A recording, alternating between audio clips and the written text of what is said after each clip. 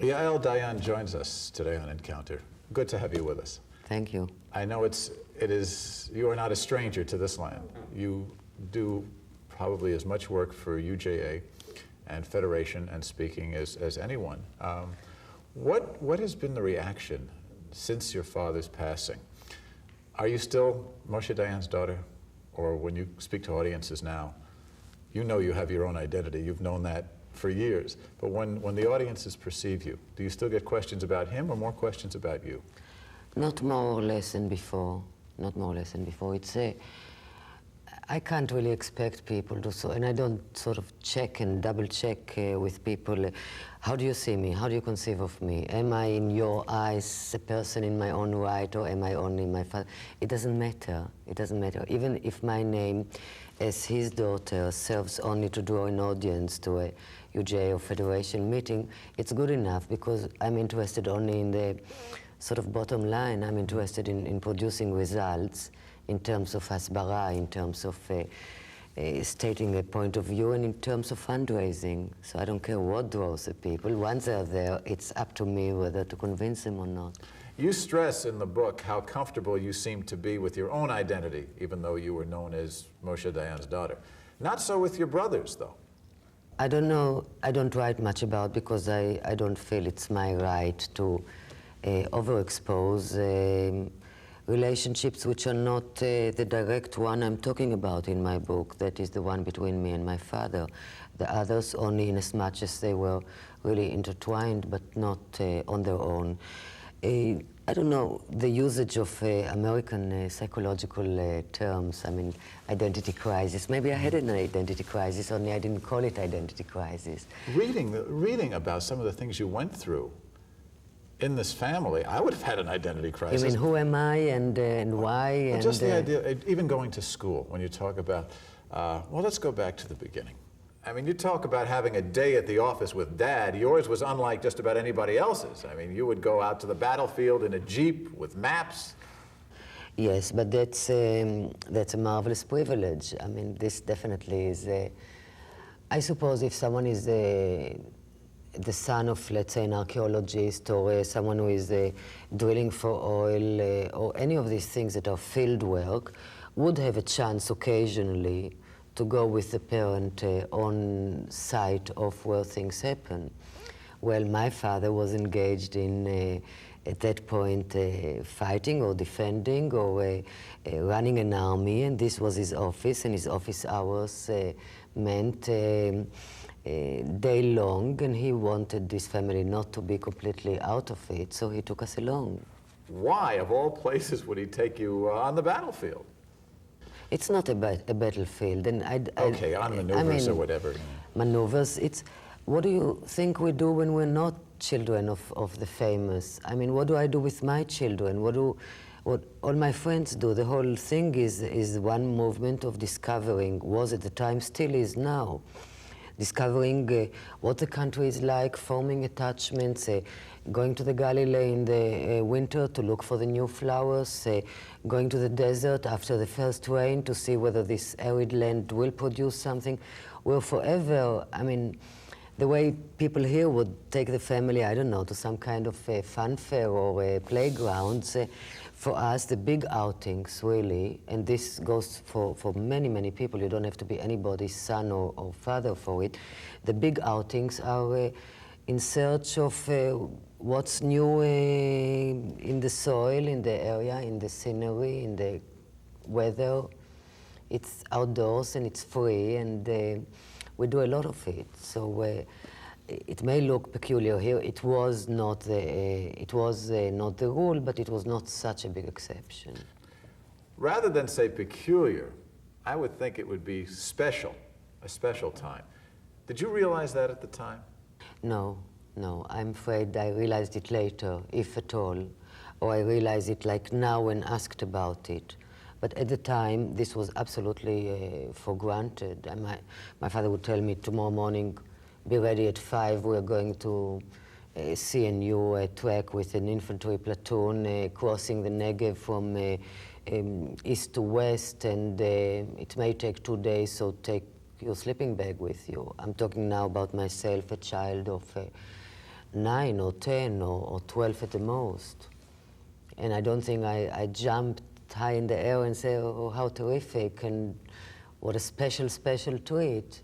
If anything, I thought of it as special because this meant I'm getting 2 days off from school.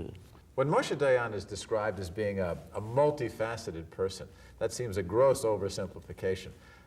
He was a much more complex individual, even than multifaceted. But I imagine this could have been a burden as well as an advantage to you and the family. Were there burdens? Maybe with the fact that we were given the cross, we were given also strength to bear with it or to carry it. Probably, because none of us collapsed as a result. But your brothers did have a lot of problems at the time of his death. Really. You were talking about they were One in of debt. my brothers. They had their marriages were failing. Oh, this happened before. That's failing second time, so this had nothing to do with my father's death. One of my brothers was really extremely upset. I don't think his life has changed. He's back to what he was. We are 4 years from it now. My young brother, I think, other than feeling the loss of his own father and the pain that comes with it, I don't think he was shattered or really thrown into some kind of tremendous crisis. Sorry, I didn't mean that. I meant by, not just by his death, but by being his son. Not really, not really. Maybe it looks like this. I'm not saying it was all normal, regular routine like other people's children. We definitely had to cope with a lot of things that stemmed from the specific situation. You are a Dayan, you are Dayan's son, you are Dayan's daughter. I just think we've managed pretty well. I certainly did. My mother did in her way, and I think my brothers did. My young brother definitely did. Did you do a lot of the things you did, write books, travel widely, because you were a Dayan? You feel the Dayan name, and you talk about this in the book, was the help or the hindrance, or really didn't matter that you were the kind of person who would have done this anyway? I can't tell. It definitely, I could pinpoint moments where it was a tremendous advantage. It was definitely a door opener, probably still is. And yet it was a disadvantage because if one would have expectations for the door to open and everything else from there to follow, this was not true. You talk about that very specifically in your Army training, where you had earned the #1 position you felt, and there was a question of whether or not you get it. Yeah, I had the disadvantage of, on one hand, people saying, you're Dayan's daughter, you should set an example. Okay, so I set an example. Then people say, oh, but we cannot really credit you for setting an example, although you were successful in it, because we will be considered as discriminating for you. Didn't that drive you crazy? No, no. You could take the good and the bad. There is a tease in it. There is, if one develops a certain sense of humor or even cynicism at times about it, you see all these people, they're troubled about what to do with me, where to place me, what to expect of me, what do they really think I should do, and should I be credited or not. It's not something that is on the inside that I'm worried about. I had enough expectations of myself. I didn't need the world to pose any in front of me. So one can detach and observe and say, it's a wild thing because they're talking about me, but it doesn't really affect me. Your father belongs to that unique generation among Israelis, the individual heroes, Moshe Dayan, David Ben-Gurion, Chaim Weizmann. These people stood out as individuals. Today it seems the leadership is much more a group of managers. They don't have that kind of charisma your father had. I disagree with your historical assumption, really. It's true about Ben-Gurion, what you said. It's true about Weizmann in a way, and it's true about my father. Most of the others were a group activity. They could not. Oh, certainly. Golda wouldn't move one step on her own without being supported by Zia Maharan and Sapir and Namir, and it was the activity of one person, as Eshkol's was, as Sapir was, but they could not exist center stage with being really detached from the rest of the body. they could lead tremendously well with the assurance and confidence that they are really padded and helped and supported by their peers, by their group of party people. We are all Mapanics, we are all labor, we are all Zionists and so on. My father was different this way. And today you see also groups of people, perhaps history does not call upon them to perform the kind of tasks that the previous ones were asked to perform, but it's back to group portraits. And in that sense, Israel has not produced so many individual leaders, and the three you counted are about it. The image of Moshe Dayan stood out so plainly because of that eye patch. It made him such an individual, and yet you wrote in the book about the pain that it caused him. He just physically hated it. I mean, it was painful, it was troublesome, it was an irritant in his life, it was forever causing him physical discomfort, and he tried whatever he could to get rid of it. He definitely did not see in it anything glamorous. In fact, though, that distinguishable eye patch did so much to help his public image. And also there was a price to pay other than the physical pain, which he sometimes liked very much. Sometimes he enjoyed coming into a room and getting this immediate whisper. I mean, you didn't have to look and see who is Dayan among this group of people walking in.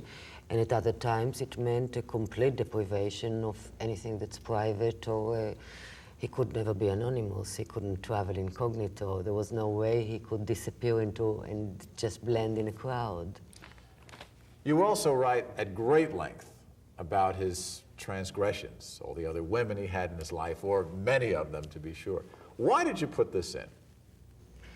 Well, it's not a new, maybe it's new to American audiences. In Israel, this was food for readers of scandal gossip, magazines for over 30 years, exaggerated in fact. I mean, what I have in the book is like 10% of what happened in real life, and about 5% or 1% of the exposure he had during his lifetime. Not to have put it in, which would have been obviously a sort of artificial way of just chopping off chunks which were important, and I'm playing delicate and cute in not touching them. I would have no credibility. I mean, I did not write a book catered to anybody's set of norms in order to reset my father's image according to an acceptable measure.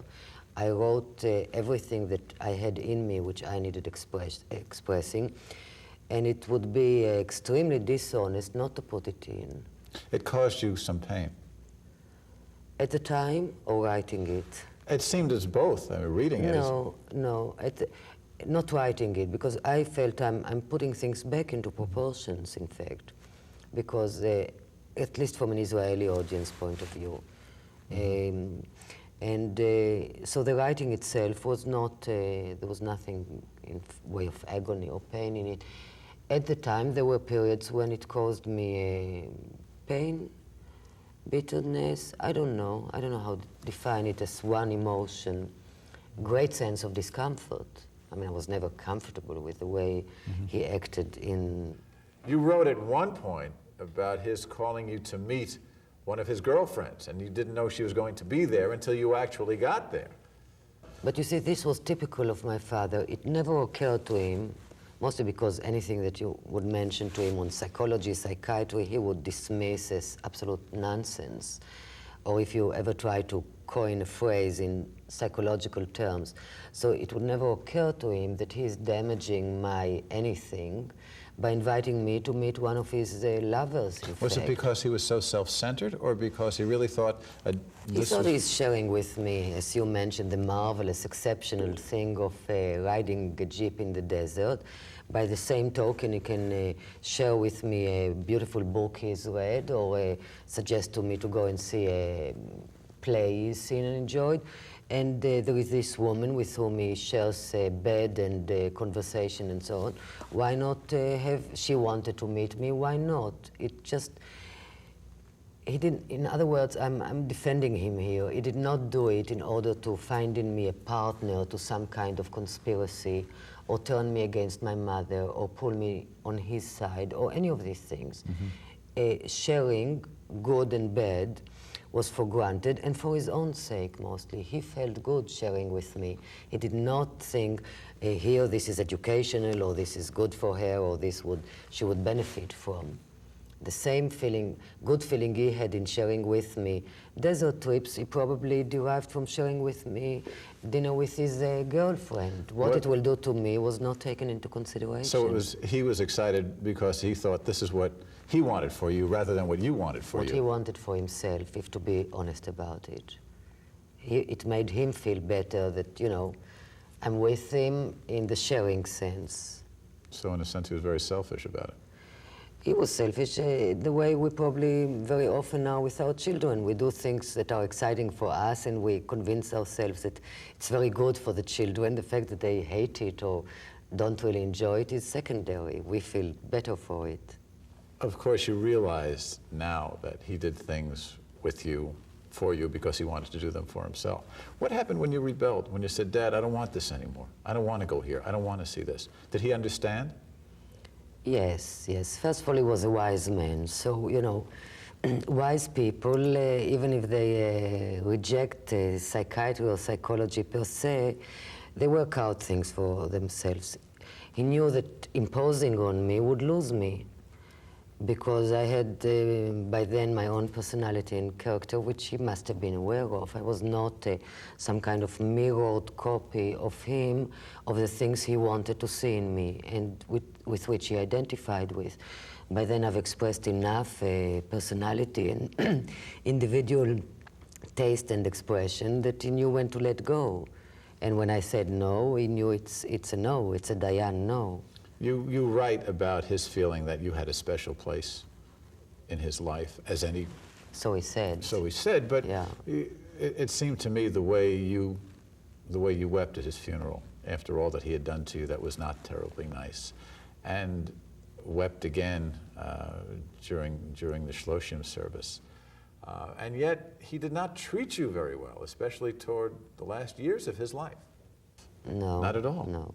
Well, let's say it treated me nicely throughout his life, other than just when he was dying and in his will. So... his will left basically all of his possessions, all of his money to his second wife, with nothing to you, right? Nothing to me or my brothers, for that matter. Has that been, I mean, and you discuss this at great length in the book. There's a whole chapter devoted to the will, and obviously it was a very sore point among the rest of the family. Is that the way things stayed? Yes, there was no way to contest it unless something which I would never do, of course, sort of prove that he was influenced by the beneficiaries of the will and prove that he was not quite in his senses and so on. I wouldn't do any of these things. But you don't talk about his second wife as being an evil person. I don't think she is or was at the time an evil person. I think she introduced to his life different standards, different norms, which that didn't seem to please me, and who cares? I mean, it pleased him. It made him happy. He loved her and she loved him, and it was a tremendous love. And it was not my business to like or not like her. She was not my type, let's say, but this was irrelevant. Not that you had the greatest relationship with your own mother either, the way you describe it in the book. I did. It was very strange. It was strained. On and off. It was strained when relationships are strained. I think there we really touch on rather standard textbook material, because I can see with my own daughter, who is a teenager, there are times when the daughter really sort of very happily bypasses the mother in order to touch closer to the father, and they play a game, one against the other. I mean, children play a parent against the other. I felt sorry for periods in my mother's life, and there was a distance. She's different, completely different personality than I am. So when we were both adults, there were just regular personality clashes or frictions.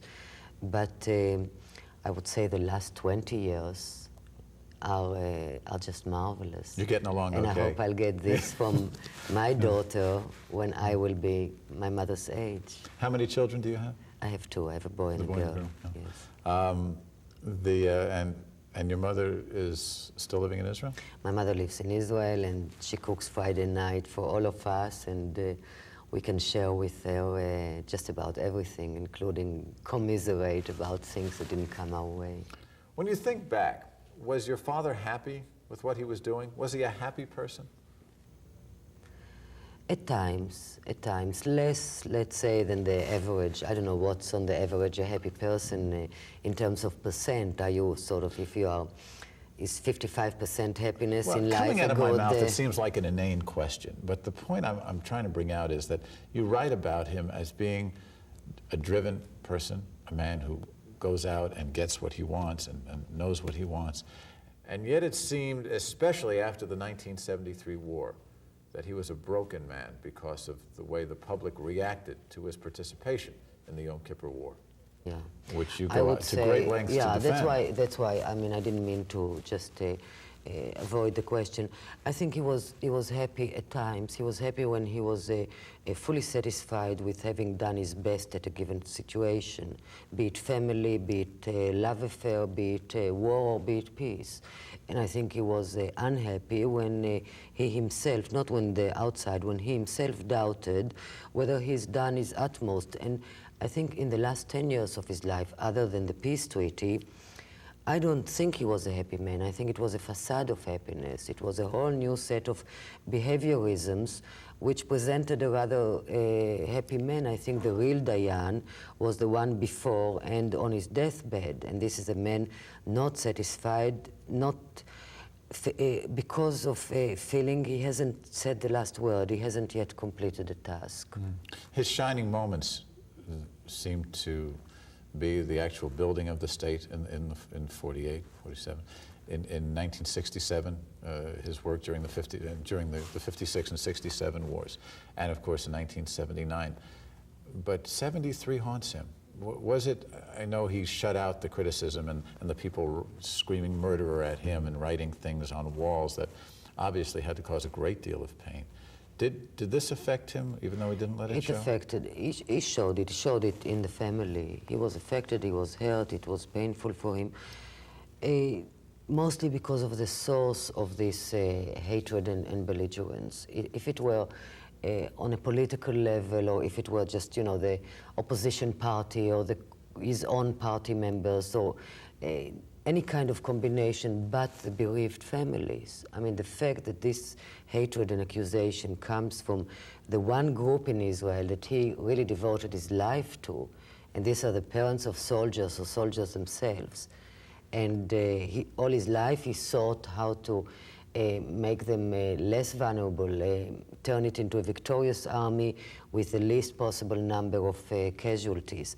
And suddenly from there, which was his family, this was really soldiers and families of soldiers, this was home ground for him. So anything that came from this direction hurt him on the double. It was really something he could never get rid of, not with any kind of inquiry commission results, although they were very good for him. Look down the road 20 years, about 2005 or so, and look at the state of Israel. Do you think Moshe Dayan would like what he would see? I'll tell you, I'm not even concerned with whether he'd like. I'm concerned right now whether I and my children would like what we see, because I can't speak for him. What he wanted for us to happen is happening to some extent. I don't want to see what he wanted to see, because he adopted a rather pessimistic view in his last couple of years or 3 years, and I don't wish to share his view. He saw some kind of war forever, and anyway, the need for a sword above my bed forever. I want to see at the turn of next century at least, the removal of this sword as an absolute #1 ingredient in my life. So he would probably say, well, the sword is still there, and I hope to see the sword removed and a completely different Alice opening, and I think he had a combination. He managed with his own pessimism. I don't manage with his pessimism.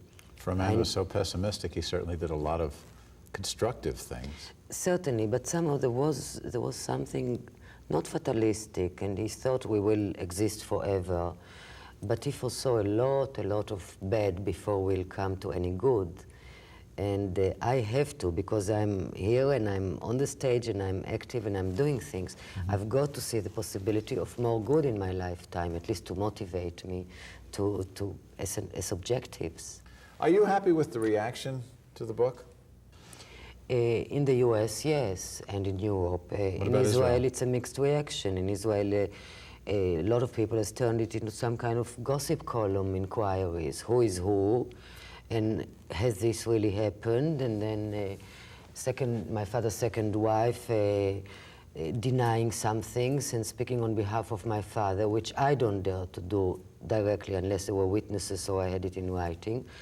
And the whole thing has gone a little bit out of hand in Israel because it's irrelevant. The will is irrelevant to what his personality really was. The relationship is important. The side things about other people, again, are irrelevant things. And I believe that here people who read the book emerge with a positive image, with a positive Dayan, in the sense that it's a humanization of a Dayan rather than seem just as some kind of tough soldier, fighter, a legendary figure to which one can't relate to. In Israel, a lot of people hated my father, and they would find in this book, as they express themselves very freely, they find it hopeless as far as they are concerned, the attempt to rehabilitate something that should be forgotten. Other people admired him fanatically, and they see in it some kind of damaging to the hero and to the legend they would like to bear. And this is in reference to the same paragraph. I get phone calls saying, you know, how can you do it to the thing that we treasure most? And I get letters saying, who needed that? He was buried and better leave him buried, and we don't need to turn him again into a hero, which he wasn't. So it's a very complex reaction in Israel, and I suppose we're just hysterical, fanatical people. Sometimes it expresses itself in great deeds, and sometimes we fail to deliver. But you would not consider not having written this? Not really, because I'm not pushing it down anybody's throat. It's my truth. I make it very clear, I think, over and over again, that it is not an attempt at objectivity. It's not the best. I hope there are many better books written about Dayan, about his life from an historical perspective. It's my little aspect, which nobody else could have written, because he had only one daughter. And the way this one daughter regarded her father and what went on between them, this is the little corner into which only I fit. Thank you for taking the time to share it with us. Yahal Dayon, our guest on Encounter. We hope you've enjoyed it. I'm Mike Leiderman. Thank you for watching.